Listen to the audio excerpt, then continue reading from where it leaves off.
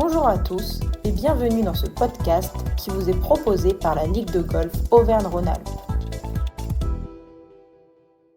Aujourd'hui, nous sommes avec Norbert Amblard et Damien Iribarondo pour parler de transition écologique dans le golf. Messieurs, comment allez-vous ? Ça va très bien, merci Manon. Très bien Manon, merci beaucoup. Est-ce que pour commencer, vous pouvez vous présenter en quelques mots et dire votre rôle ?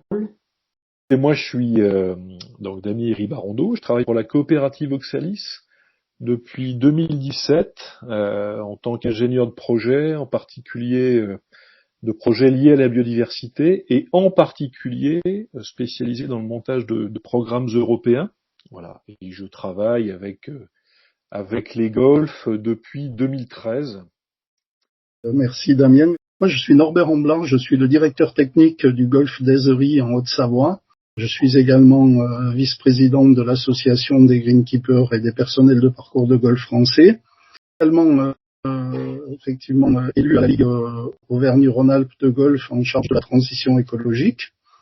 Et j'ai entre guillemets fait partie des pionniers dans le monde du golf qui ont initié les rapprochements avec les associations environnementalistes et qui ont essayé de faire en sorte que nos visions convergent plutôt qu'elles ne divergent. Très bien, messieurs, merci. Aujourd'hui, on va parler de transition écologique. C'est un terme donc important à évoquer dans le milieu du golf. On voit notamment qu'en France, le milieu du golf et la pratique, elle s'est beaucoup développée sur ces dernières années. On voit qu'on a de plus en plus de pratiquants, de plus en plus de structures. C'est un secteur qui va être à la fois créateur d'emplois, qui va favoriser le tourisme. Donc, on a un poids économique qui est très important dans le milieu du golf, tout en étant bien sûr très bon pour la santé. Mais on a une image du golf qui est encore ternie sur certains sujets, parce qu'on entend toujours dire que ça peut être un sport pour les vieux, que ça peut être un sport pour les riches, et notamment que c'est un sport qui est pas bon pour l'environnement. Donc l'objectif aujourd'hui, ça va être de démontrer en quoi le golf est respectueux de l'environnement et comment il sait s'adapter à cette nécessaire transition écologique, notamment en parlant de la gestion de l'eau, de la gestion des parcours ou encore de la biodiversité dans les golfs. Est-ce que c'est bon pour vous, messieurs ? Absolument, Manon. Super.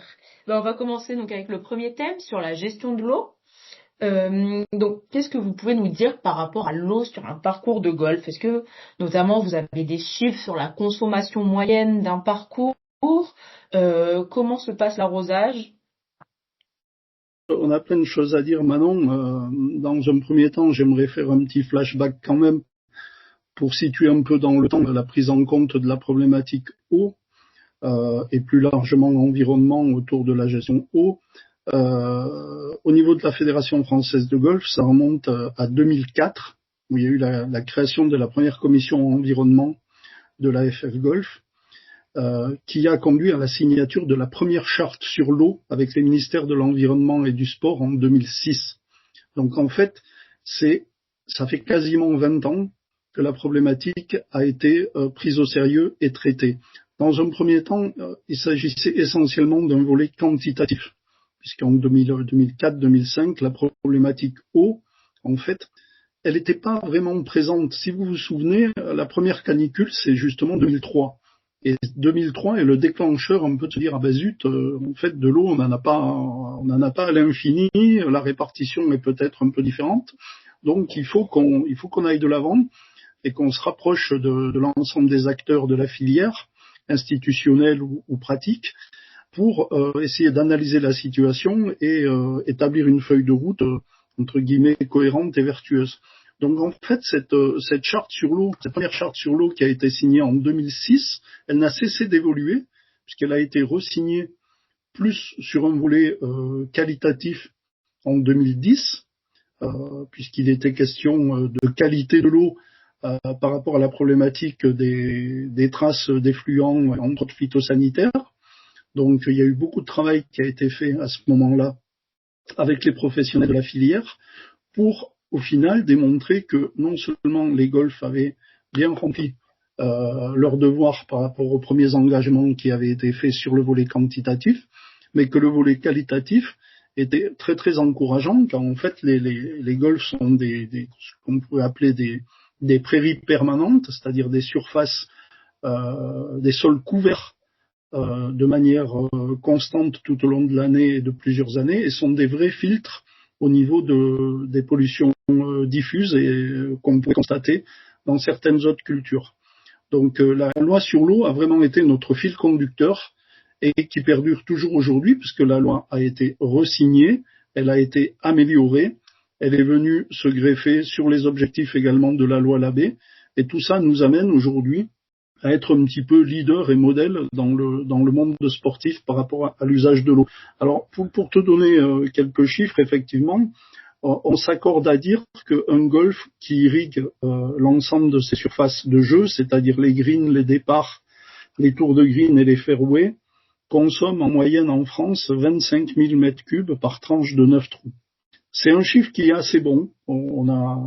Il est pas sorti du chapeau. Il a été fait grâce à des enquêtes auxquelles les parcours ont bien voulu répondre. Et il est relativement juste. Alors après, effectivement, on va trouver des golfs qui n'arrosent pas toutes les surfaces de jeu. Les surfaces de jeu, d'abord parce qu'ils peuvent être dans des conditions particulières. Je pense par exemple, concernant notre ligue, les golfs de montagne ont des contraintes climatiques totalement différentes des golfs de plaine. Les golfs de notre ligue, je pense par exemple au golf du Sud Ardèche, sont différents par exemple des golfs du nord du Cantal ou du Puy-de-Dôme, ou des golfs de Haute-Savoie. Donc ça reste quand même relatif. Mais d'une manière générale, les fairways sont arrosés pour garantir une homogénéité de jeu et une portance de la balle correcte pour pouvoir pratiquer. Alors d'où provient l'eau évidemment, chaque golf est un peu un cas particulier, puisque les golfs ont été construits dans des environnements un petit peu différents. Mais d'une manière générale, la plupart des golfs, pour pas dire la quasi-totalité des golfs, n'utilisent pas d'eau potable. La plupart des golfs utilisent soit des eaux de forage, soit des eaux de retenue collinaire, soit des eaux de pompage dans des cours d'eau. Donc évidemment, c'était la situation aujourd'hui. Les choses évoluant suite aux tensions qu'on a pu constater en matière de ressources, l'utilisation des eaux, ce que l'on appelle la réhute, en fait, la réutilisation des eaux usées traitées, ne cesse d'augmenter. Donc la fédération l'a pris en compte, et aujourd'hui, on a à peu près une trentaine de golfs qui sont déjà raccordés sur des projets réhute. En Rhône-Alpes, à ma connaissance, on n'en a pas encore, mais il y en a quelques-uns qui sont dans la démarche, et ce sera de toute façon l'avenir. Il faut savoir que si je ne dis pas de bêtises et j'essaie de pas en dire, en France, on est autour de 2% de réutilisation des eaux usées. En Espagne, on est autour de 20%, et en Israël, on est autour de 90-95%. Donc on a encore énormément de chemin à faire dans cette voie-là, et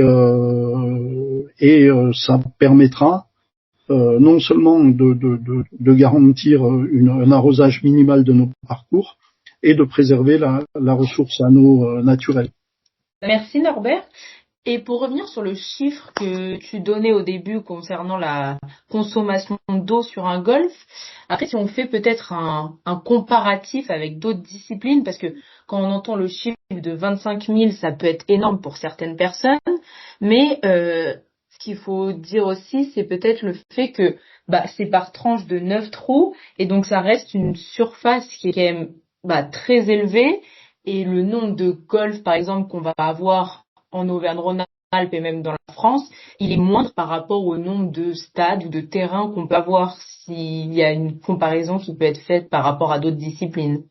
Alors il y a différentes approches, Manon. Tu as raison. En fait, déjà, il faut savoir que les golfs arrosent en moyenne que 23% de leur surface. Donc vraiment, c'est surface de jeu. Le reste des surfaces n'est pas arrosé. Ensuite, les surfaces sont arrosées uniquement la nuit. Donc ce qui améliore l'efficacité et le rendement de ces arrosages. c'est comment dirais-je, la comparaison avec les autres sports, c'est un petit peu compliqué parce que, encore une fois, chacun, comment dire, je veux pas mettre le golf meilleur élève que les autres sports. Tous les sports sont un petit peu dans la même problématique. Effectivement, il y a beaucoup de stades en France. Genre, j'ai pas le nombre et peu importe, mais c'est de toute façon beaucoup plus important que les golfs. Mais cela dit, tout le monde essaie de mettre en place des solutions alternatives pour tendre à utiliser moins d'eau et à l'utiliser intelligemment. Aujourd'hui, dans le changement climatique, la problématique de la quantité d'eau est une chose, mais la problématique des risques orageux et tempétueux est également extrêmement importante. Pourquoi je parle de ça? Parce qu'en fait, toute l'eau qui est utilisée pour irriguer sur des surfaces de couvertes, comme je vous l'ai expliqué précédemment, est de l'eau qui ne s'évapore pas. Donc qui est remise au sol, qui sert à nourrir des plantes et qui est également infiltrée dans le sol, donc qui retourne au milieu naturel. Plus l'eau va s'évaporer, et plus elle va entretenir des systèmes orageux qui font que l'on a des énormes dégâts qui sont causés. On y assiste depuis maintenant une dizaine d'années. Et en fait, vouloir à tout prix essayer de réduire la consommation d'eau de tout le monde pour que cette eau continue à alimenter les cours d'eau, aille dans les lacs, les mers, etc., c'est très bien. Mais en même temps, vu le changement climatique, toute cette eau qui va sur les mers, les océans, les grands lacs, etc., elle s'évapore plus vite qu'avant et elle entretient ces fameuses cellules orageuses. Je trouve qu'on ne parle pas assez de cette problématique et qu'il ne faut pas voir l'irrigation uniquement comme des grands méchants de l'usage de l'eau. Oui, sur la question de l'eau, il y a un élément quand même plusieurs éléments qu'on peut rappeler, c'est que les efforts entrepris par les golfs datent d'un certain nombre d'années, en effet. Et il y a un acteur important qui mérite d'être mentionné, ce sont les agences de l'eau, qui travaillent depuis un petit moment justement avec les golfs, par le biais de conventions et de subventionnements, pour que les golfs puissent assez rapidement revoir leur système d'irrigation, de manière à se fixer des objectifs de réduction de l'usage de l'eau. Donc en fait, les fonds mis à disposition par l'agence de l'eau sont conditionnés à la mise en œuvre de ce type de système. Et le deuxième élément important, me semble-t-il, c'est que, et effectivement, et Norbert a raison de le rappeler, l'eau s'infiltre. L'un des enjeux, tout de même, et dans les conventions agences, ça y figure également, c'est de réduire l'utilisation des phytosanitaires, de manière à ce que l'eau qui s'infiltre puisse, à un moment donné, ne pas être trop chargée en éléments polluants. Et ça, c'est une vraie question qui, évidemment, intéresse les associations environnementales, c'est la question de la quantité utilisée, mais peut-être effectivement aller plus loin que le débat un peu caricatural auquel on assiste depuis un certain nombre d'années sur les golfs pollueurs, les golfs grands utilisateurs d'eau. Depuis un peu plus de 12 ans, on se rend compte qu'il y a quand même beaucoup de golfs qui réfléchissent, qui font des efforts, qui sont sensibles à la question de l'usage de l'eau, de la pollution, de la biodiversité, on en parlera juste après. Donc voilà, je pense qu'il faut cesser, et très rapidement, de mettre les acteurs dos à dos, plutôt faire en sorte qu'ils dialoguent, et un certain nombre d'entre eux le font aujourd'hui, de manière à dépassionner ce débat et à trouver des solutions. Manon, tu le rappelais tout à l'heure, le golf est un acteur économique, le golf est un acteur du tourisme, le golf est aussi un acteur de la santé. Il y a eu des choses qui ont été faites par le passé qui, me semble-t-il, ne devront pas se reproduire, mais en tout cas, il me semble vraiment important qu'on puisse dépassionner et avancer sur la question de la gestion de l'eau, sur la question aussi de l'image du golf, sur la question de la biodiversité. Rappelons aussi quand même, et le cas d'Ezri est assez parlant, hein, et pour en avoir longuement discuté avec Norbert, n'oublions pas que le golf est aussi un rempart à l'urbanisation. Hein, donc un golf qui disparaît, ça peut être derrière des promoteurs qui viennent construire. C'est pas non plus ce qu'on souhaite. Donc il faut aussi se poser un certain nombre de bonnes questions, en se disant, n'est-il pas plus important et plus intelligent d'accompagner les golfs vers une sorte de mutation et de transition écologique, plutôt que demain les voir disparaître parce qu'ils se sont pris un certain nombre de procès aux fesses, quoi. Donc la question de l'eau, effectivement, est centrale, mais c'est pas la seule. Juste un petit mot, Manon, pour peut-être un peu finir sur l'eau et faire une transition. En fait, d'abord, les gestionnaires de golf n'arrosent pas n'importe comment parce que arroser, c'est cher. Euh, Souvent, l'eau a un coût. On pense qu'on prend l'eau comme ça gratuitement, c'est pas le cas. Et elle a également un coût énergétique pour faire l'aspersion. Donc les clubs ont investi massivement depuis des années dans des systèmes d'arrosage centralisés avec des sondes, des stations météo qui leur permettent de piloter tout ça au mieux pour réaliser le plus d'économies possible. C'est un premier côté. Et un deuxième côté, c'est effectivement le côté réglementaire et restrictif, puisque au gré de l'évolution de la pluviométrie, du niveau des nappes et du niveau des cours d'eau, le législateur a prévu de mettre en place une grille de restriction qui est à la main des préfets, en fait, puisque chaque département est géré différemment par le préfet, et on assiste à des arrêtés d'usage de l'eau qui peuvent être un simple seuil de vigilance où il n'y a pas de restriction, à un seuil d'alerte où on ne peut plus irriguer entre 8 heures du matin et 20 heures, et une diminution du volume hebdomadaire de 15 à 30% par rapport à un usage normal, tout en sachant évidemment qu'il faut remplir un registre hebdomadaire des prélèvements. Un seuil également d'alerte renforcé, où là on doit diminuer de 60%, avec toujours une interdiction d'arroser entre 8 heures et 20 heures, bien sûr, et toujours ce fameux registre. Et alors, cas exceptionnel, il y en a eu très très très peu, enfin pas dans nos régions, mais je sais malheureusement qu'il y a des confrères, des collègues qui ont eu le cas, le seuil crise, où là, en fait, on a une interdiction d'arroser, à l'exception des greens, pour un arrosage réduit en fait à 50 mètres cubes par nuit, juste pour sauver les greens et sauver l'outil économique. Alors j'espère qu'on le verra pas dans notre ligue, mais malheureusement j'en suis pas certain. Donc tout ça pour dire que tout le monde fait des efforts, tout le monde s'adapte. On est capable d'expliquer aux gens que les golfs ouverts, comme ils ont connu jusqu'à maintenant, il va falloir peut-être repenser un peu la chose. Et pourquoi je parlais d'une transition peut-être pas prévue, c'est qu'en fait, tout ça, il faut être capable de le démontrer, il faut être capable de le prouver, et la fédération et les acteurs de la filière se sont dotés d'un outil il y a maintenant quelques années qui s'appelle Plateforme Golf.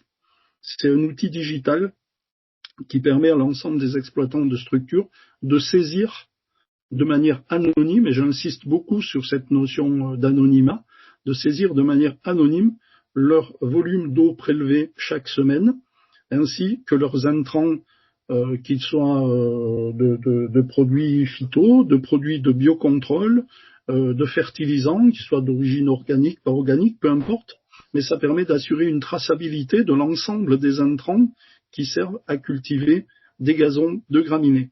Et cet outil, honnêtement, il est formidable parce que d'abord, il est digital, il est intuitif et il a été approuvé, validé comme preuve en fait de suivi hebdomadaire des consommations. Donc là, j'espère et je souhaite ne parler qu'à des gens convaincus, puisqu'ils ont normalement tous dû activer leur portail plateforme golf. Sur la ligue de mémoire, on doit être à 72 activations et on doit être autour de 90 structures, sachant qu'il y a des toutes petites structures ou vraiment des golfs de montagne et qui ouvrent quelques mois par an, donc ce qui expliquerait le delta. Mais cet outil digital, il est vraiment là pour nous aider à remplir nos obligations en fait en termes de consommation d'eau et de produits phyto. Si je peux me permettre d'ajouter un mot sur le sujet de l'eau, précisons aussi, et Norbert aura peut-être les chiffres, qu'un certain nombre de golfs ont plus que réfléchi, mais commencé à mettre en œuvre ce qu'on appelle de la conversion de flore, c'est-à-dire d'installer des gazons moins gourmands en eau. Donc ça, c'est quand même intéressant de le préciser. Il y a eu des investissements assez importants qui ont été faits par certains d'entre eux, toujours dans une logique d'économie de ressources. Exact, je vois que Damien est affûté sur le sujet, et donc effectivement, en fait, là l'avenir de la problématique, qu'elle soit eau, phyto, etc., c'est essentiellement la recherche. La recherche dans plein de domaines. La recherche à la fois sur les produits de biocontrôle, puisque clairement il existe des produits de biocontrôle qui sont souvent issus de l'observation de la nature. Le biocontrôle est essentiellement basé sur des antagonismes, sur un micro-organisme qui va être concurrent d'un micro-organisme pathogène, par exemple. Donc on va arriver dans les années à venir, grâce à la recherche, puisque les firmes phytopharmaceutiques ne sont pas des philanthropes, s'ils ne vendent plus de produits phyto d'origine chimique, il va bien falloir qu'ils vendent autre chose. Donc maintenant, depuis quelques années, ils travaillent d'arrache-pied sur les produits de biocontrôle. Donc on assiste déjà depuis 1 an ou 2 à des résultats encourageants, et je suis certain que cela va continuer. Mais également, et Damien l'a très bien dit, une des meilleures pistes et la recherche variétale. Parce qu'en fait, au-delà de l'ensemble des choses dont on parle aujourd'hui est lié au changement climatique et à l'évolution des aires de répartition des différents végétaux, des différents pathogènes, etc.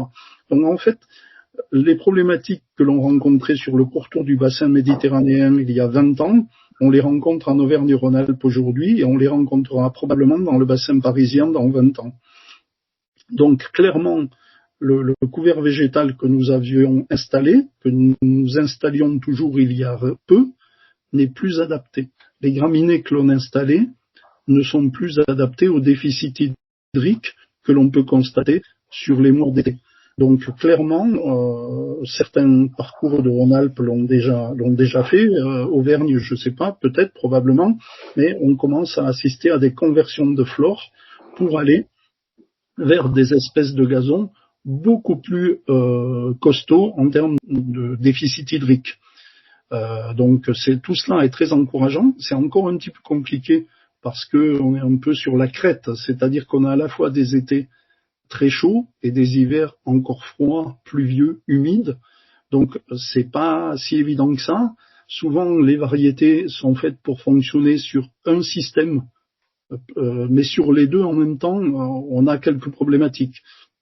Mais là encore, au risque de me répéter, la recherche et les grands semenciers vont travailler d'arrache-pied pour nous proposer des solutions à la fois en termes de gestion de l'eau, mais à la fois également en termes de résistance aux maladies.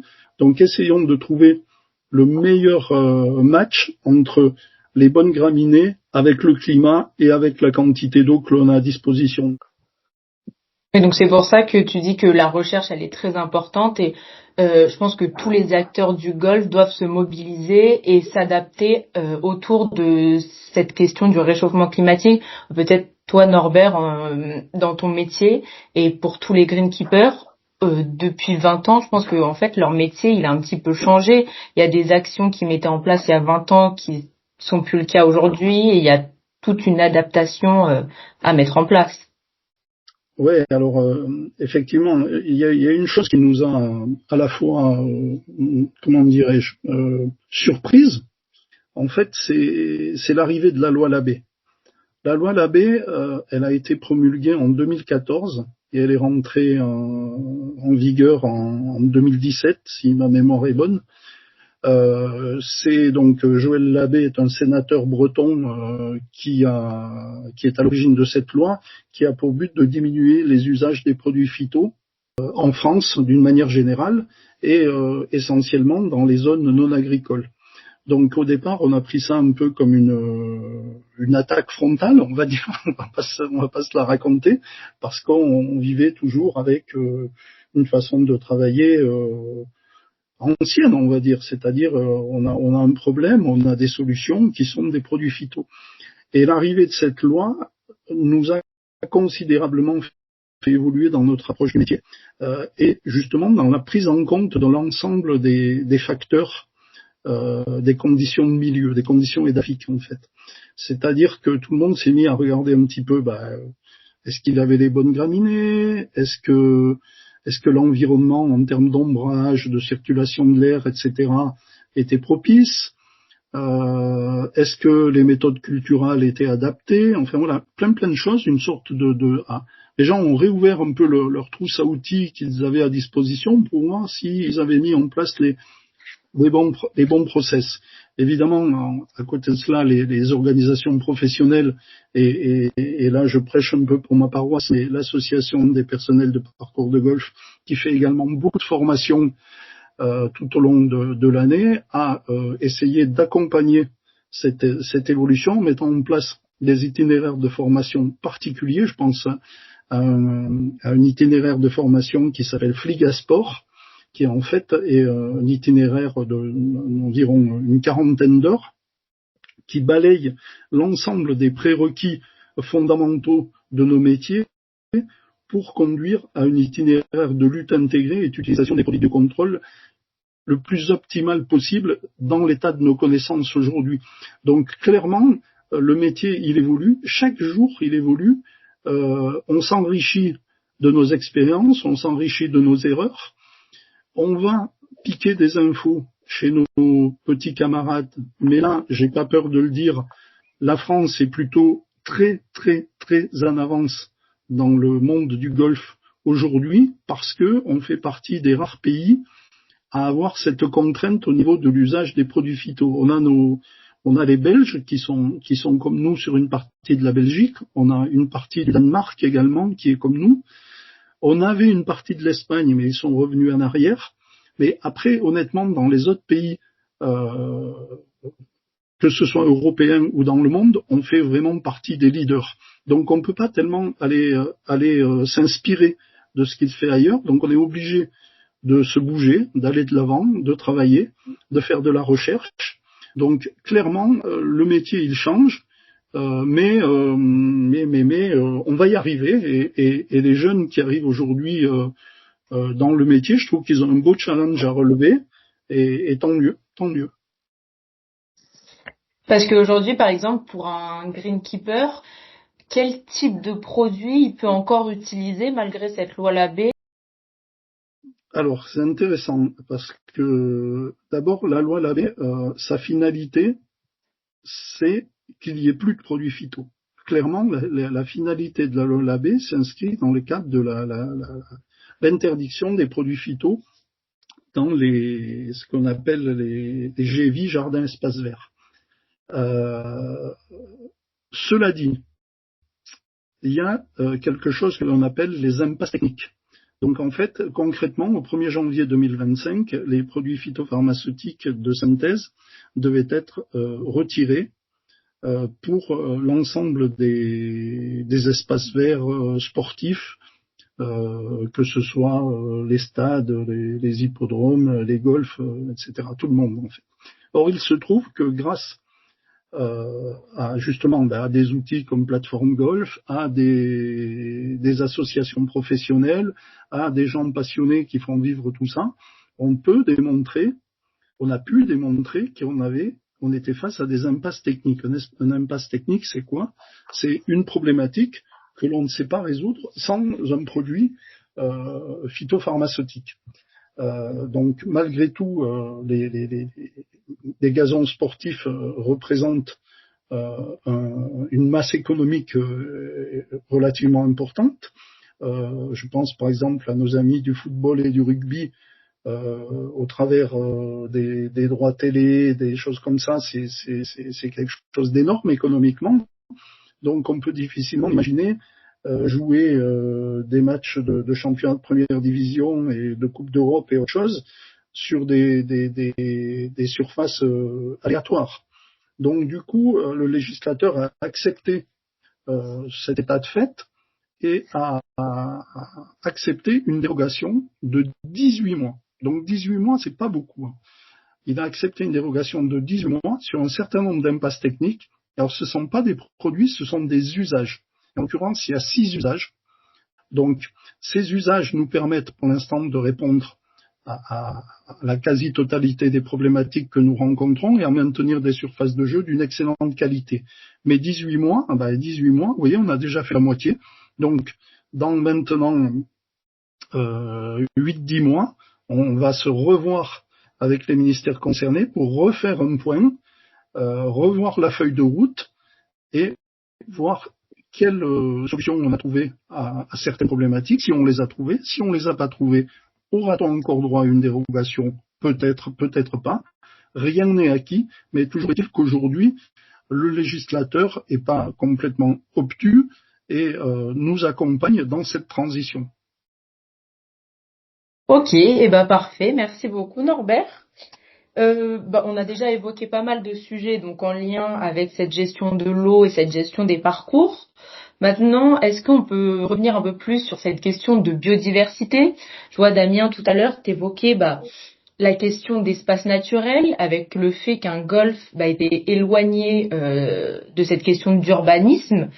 Euh, Si aujourd'hui on est dans la plupart des golfs, quelle diversité de paysages on retrouve par exemple?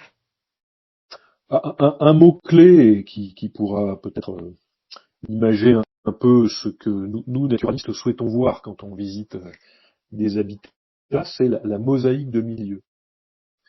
La mosaïque, c'est quoi? C'est un fait de patchwork de différentes couleurs, on pourrait imaginer de cette manière, du vert, du vert clair, du bleu clair, etc., du jaune. C'est exactement ce qu'on imagine ou ce qu'on souhaite trouver dans des habitats naturels ou semi-naturels, semi-naturels, c'est-à-dire des habitats un peu anthropisés, comme le sont les golfs. Donc finalement, quand on visite un golf, et on parlera un peu plus du label juste après, l'idée c'est de se dire, selon la géographie du golfe, l'attitude à laquelle il se situe, on va pouvoir imaginer trouver un certain nombre d'habitats.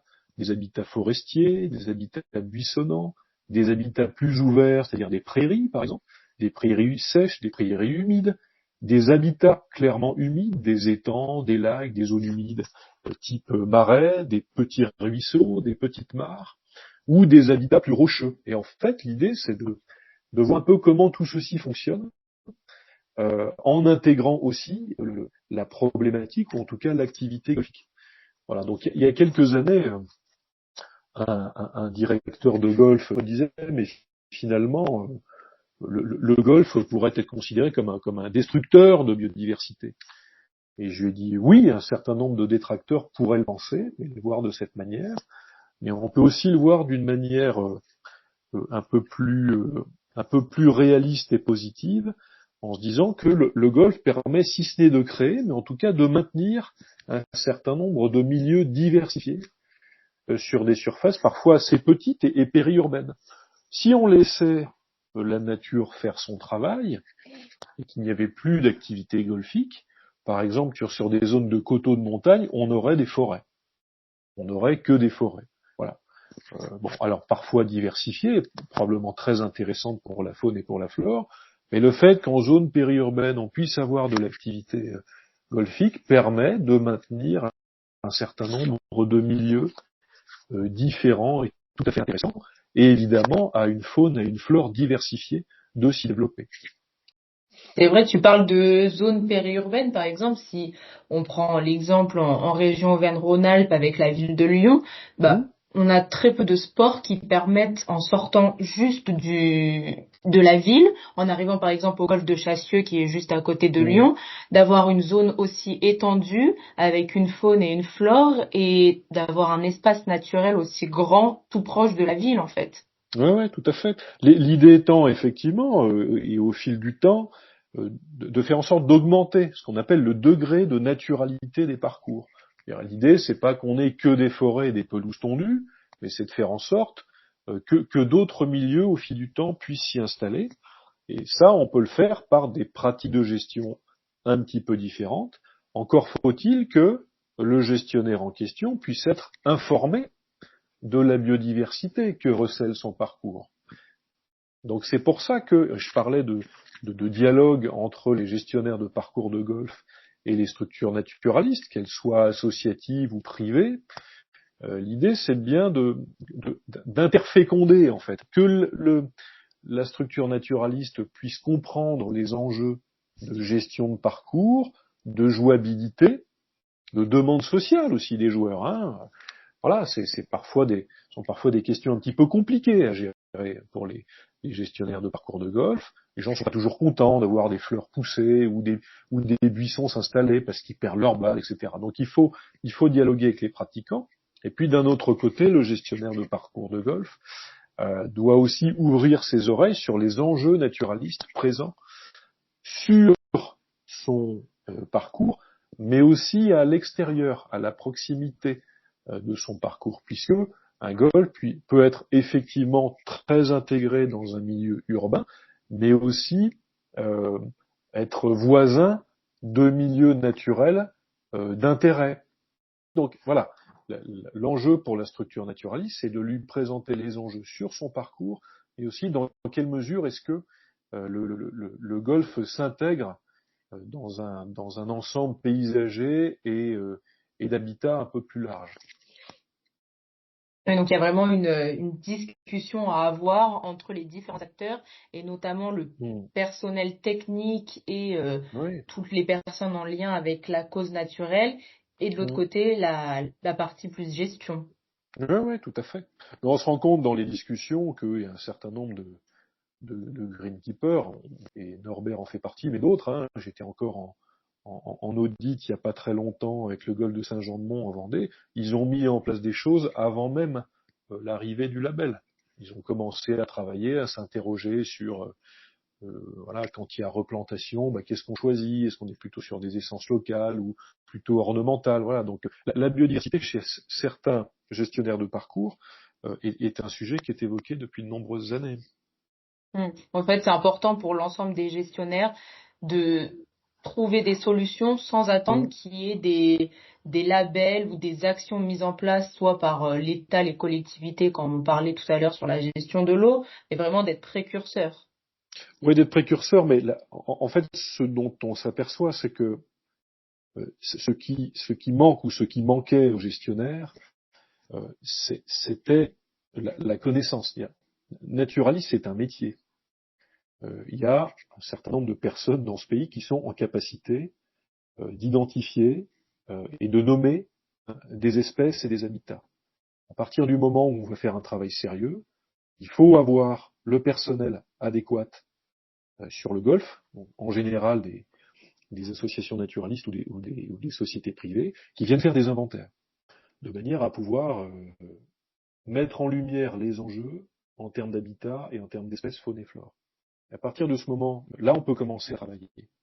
C'est vrai qu'on va pouvoir trouver des greenkeepers qui, l'un s'intéresse aux oiseaux, l'autre s'intéresse aux fleurs, l'autre s'intéresse aux libellules, aux papillons. Mais l'idée, c'est d'avoir une photo à un moment donné d'un certain nombre de taxons, donc de groupes d'espèces, qui puissent illustrer et mesurer le degré de naturalité d'un golfe. Et c'est un peu cet outil-là qui manquait, en fait.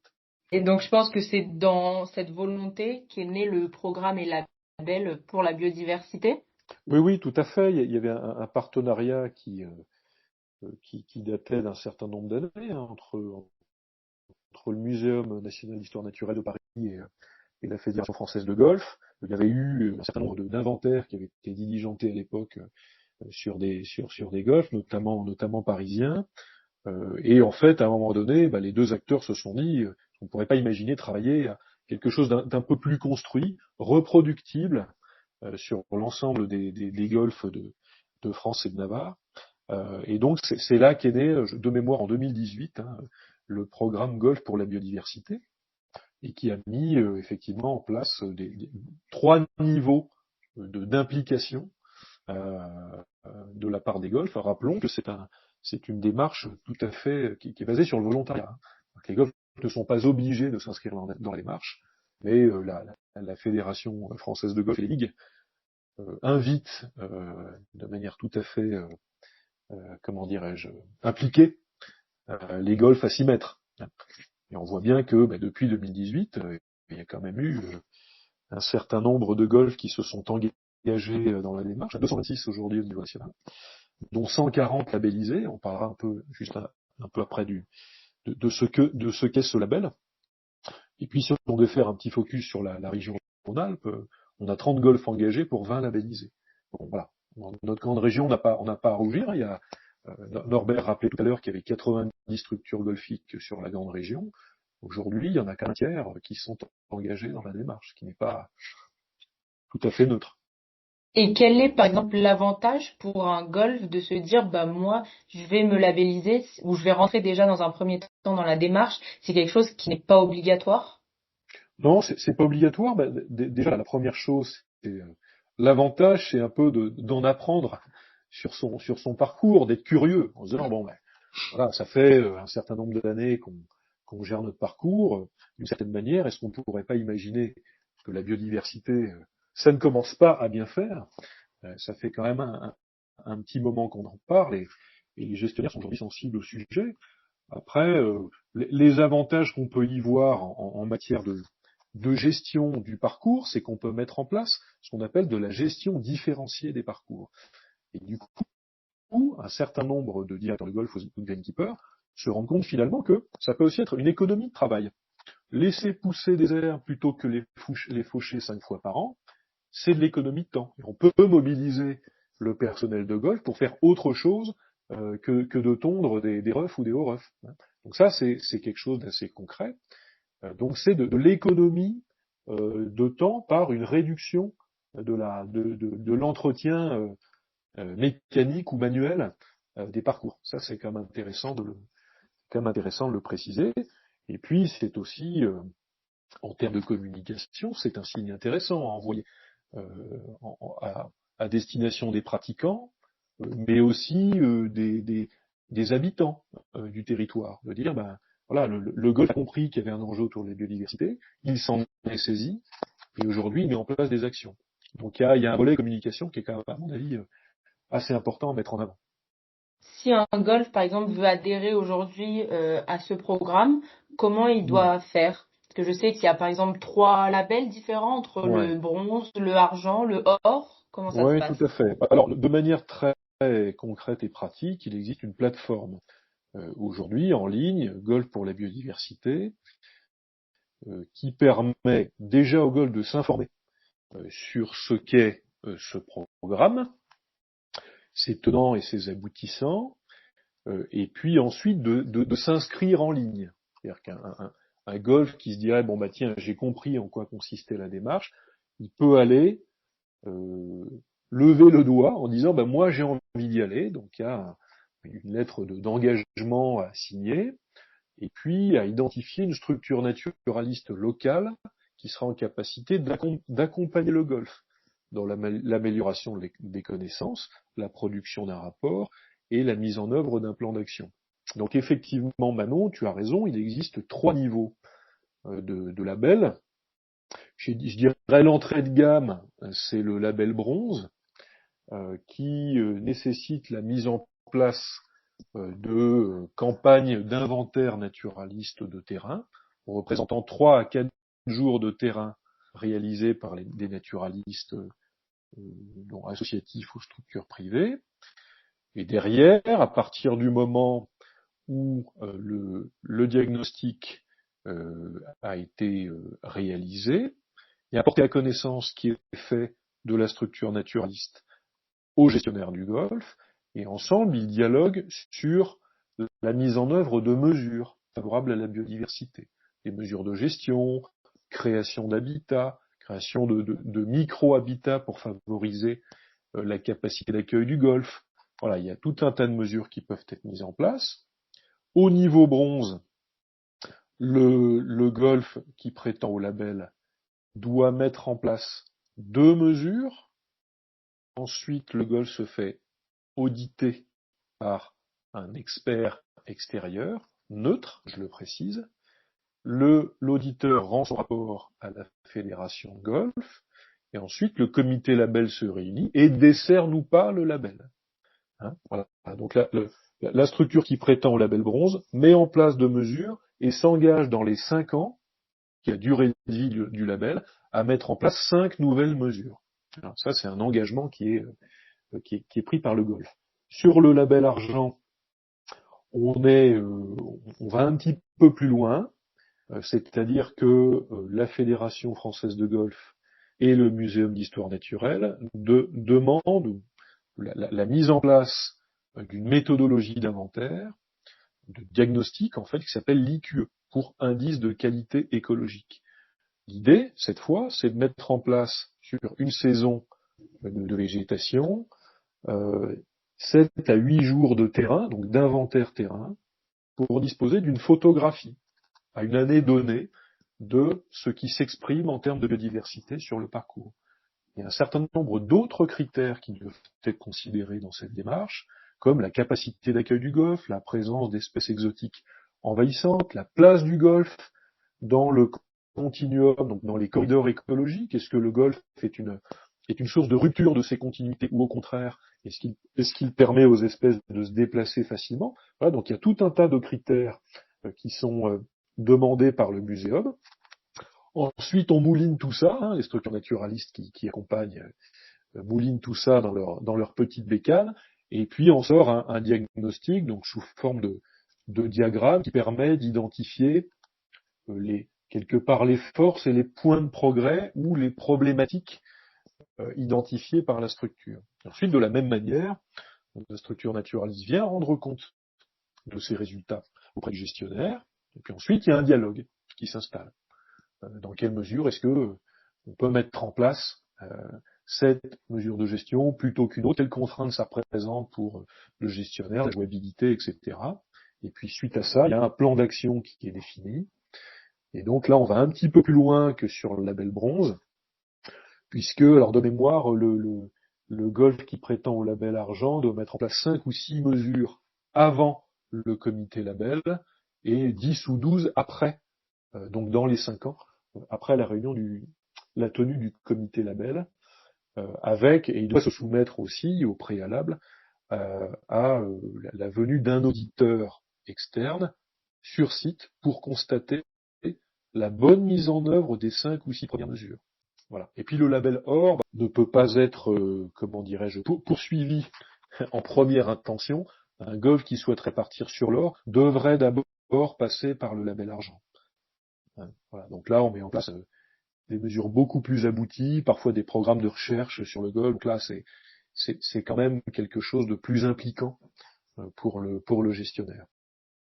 Tout à l'heure, on a beaucoup parlé de recherche, de formation, etc. Je pense qu'également la clé de la réussite, ça va être la formation de notre espèce animale la plus présente sur nos parcours, que sont les joueurs de golf. Donc en fait, effectivement, c'est pour eux qu'on fait tout ça, c'est pour qu'ils puissent continuer à pratiquer leur sport ou leur exercice favori dans de bonnes conditions. Donc il faut aussi qu'eux fassent une part du travail, acceptent l'évolution et les challenges qui nous attendent. Et là, j'envoie un petit message à tous les pratiquants et à tous les élus, à tous les organisateurs de compétition. C'est-à-dire qu'à un moment donné, oui, le sport c'est bien, le calendrier sportif c'est bien, il faut faire plein de choses, mais il faut aussi respecter la saisonnalité des parcours. Et malheureusement, pour le vivre depuis maintenant 35 ans, l'évolution des calendriers, parfois, elle n'est pas raisonnable. C'est bien que tout le monde joue, mais on ne peut pas faire des championnats de tout et n'importe quoi toute l'année, parce que on n'aide pas les professionnels de l'entretien des parcours à avoir de bons résultats. Le gazon, il a besoin de se reposer parfois, et il faut le laisser un peu tranquille. Donc il faut accepter peut-être de jouer un petit peu moins à ces moments-là, ou de ne pas faire des compétitions parfois qui sont pas franchement nécessaires et qui vont pas changer fondamentalement le classement mondial amateur du golf. Donc ça, c'est un petit message à qui veut bien l'entendre. Après, il y a un élément extrêmement important, c'est la formation, et c'est la formation des jeunes, parce que c'est eux, la génération à venir, c'est eux. La courroie de transmission de cette formation, ce sont les enseignants, ce sont les moniteurs de golf, les enseignants. Et là, je pense qu'on a un petit peu de boulot, parce que les enseignants n'ont pas été formés, c'est pas de leur faute, hein. Ils n'ont pas été vraiment formés à cette nouvelle problématique. Et parfois, alors certains sont très investis et nous aident beaucoup, mais pas tous. Et là, je pense qu'il y a peut-être une petite chose à faire, parce que si un enseignant dit à son élève ou explique à son élève une problématique environnementale et lui dit écoute, Là, c'est pas grave, t'as perdu ta balle dans les hautes herbes, c'est sûr, c'est ennuyeux pour toi, mais en même temps, les hautes herbes, elles sont là parce qu'elles ont un intérêt écologique, elles servent à telle et telle espèce, etc. Donc, ils ont un vrai rôle à jouer. Et je crois qu'il faut qu'il y ait plus de synergie entre nos différents métiers. Et d'ailleurs, c'est pour cela que suite d'ailleurs peut-être pas que suite, mais il y a une vraie volonté fédérale de créer des rassemblements interprofessionnels au niveau des ligues entre les différents acteurs que sont les dirigeants, le monde du terrain, du greenkeeping, le monde de l'enseignement et les élus au travers de journées de ligue consacrées à la biodiversité. Et ça, franchement, pour moi, c'est un vrai pas en avant. J'espère qu'on aura beaucoup d'enseignants avec nous pour qu'ils puissent un peu prendre le relais dans cette démarche. Eh bien, merci Norbert. Peut-être un dernier point, Manon, si tu me le permets, un peu sous forme de défi. On a cité quelques chiffres tout à l'heure. Tu m'arrêteras si je me trompe, Norbert, je crois qu'il y a 700 golfs en France, à peu près. Hein. Oui, plutôt près de 800, mais 800, donc on est à... allez, on va considérer aujourd'hui qu'il y a entre un quart et un tiers des golfs qui sont engagés dans la démarche Golf pour la biodiversité. Ouais. Qu'attendent les autres, je veux dire. Aujourd'hui, c'est un vrai sujet, tout le monde le sait, personne ne peut le nier. On assiste, et tout le monde le sait aussi, la biodiversité se casse la figure, même des espèces communes, des insectes, des oiseaux, c'est notre support de vie. Donc j'ai quand même aujourd'hui, ça c'est ma flamme militante qui est toujours assez vive, j'ai du mal à comprendre qu'on puisse parfois nous opposer des arguments économiques permettant de justifier le fait qu'on ne s'engage pas dans la démarche pour la biodiversité. Je veux dire, même s'engager sur un niveau bronze, ça coûte quelques milliers d'euros, entre guillemets, d'investissement, mais qu'on rattrape après, je l'ai dit tout à l'heure. Ça permet d'envisager une gestion différente de son parcours et d'économiser du temps pour gérer le parcours. Donc, je veux dire, on ne peut pas imaginer aujourd'hui, enfin, le label existe depuis maintenant 7 ans, dirons-nous, ça avance bien, mais j'invite vraiment l'ensemble des golfs à passer à l'action.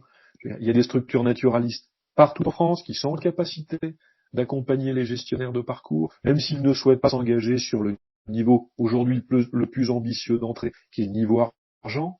Engagez-vous sur le niveau bronze. Vous apprendrez plein de choses. Ça permettra aussi de nouer le dialogue avec des structures naturalistes pour apprendre des choses. Et n'oublions pas que ces espaces naturels, quand même un peu anthropisés, sont de très bons supports pédagogiques pour les pratiquants, et notamment les jeunes pratiquants. Ça permet aussi d'aiguiser un peu, et aiguiser leur esprit citoyen, de prendre conscience des enjeux liés à leur sport. Voilà. Peut-être que par eux, eh bien, les dirigeants, demain, seront un peu poussés au derrière pour passer à l'action, quoi. Donc merci à ceux qui sont engagés depuis toutes ces années, et maintenant il faut que les autres se bougent.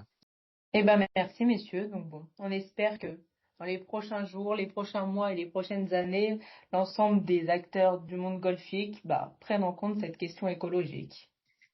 Merci Manon. Nous souhaitons vivement. Merci Manon.